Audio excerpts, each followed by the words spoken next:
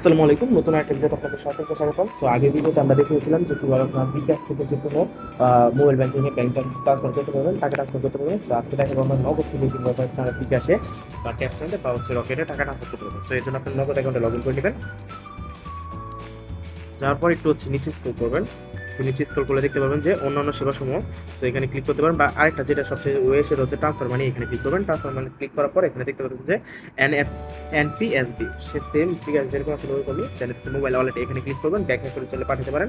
So এখানে হচ্ছে mobile ওয়ালেটে যাওয়ার পর এখানে এটা ক্লিক করবেন। দেন হচ্ছে ওয়ালেটটা সিলেক্ট করবেন, কোন ওয়ালেটে টাকা পাঠাতে চাচ্ছেন। সাপোজ মনে করেন বিকাশে পাঠাতে চাচ্ছি, সো আমি বিকাশটা এখানে ক্লিক করলাম। বিকাশ দেওয়ার পরে এখানে আমি কত অ্যামাউন্ট পাঠাতে চাচ্ছি, মনে করেন আমি 100 টাকা পাঠাতে চাচ্ছি। সো তারপরে এগিয়ে যান দিবেন। দেওয়ার পরে এখানে আপনি একটা রেফারেন্স দিয়ে দিলে পারেন, না দিলেও সমস্যা নেই। সো দিতে পারেন, এটা না দিলেও সমস্যা নেই।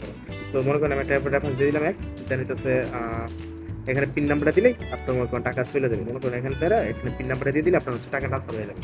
সো হোপফুলি বুঝতে পারছেন যে কিভাবে আপনারা নগদ থেকে বিকাশ টাকা ট্রান্সফার করবেন, সেম পরিস্থিতি আপনারা রকেটে ট্রান্সফার করতে পারবেন বা ট্যাপ সেন্টার ট্রান্সফার করতে পারবেন। সো আজকের ভিডিওতে দেখা হচ্ছে ভালো থাকবেন, আল্লাহ হাফেজ গাইস, পিস।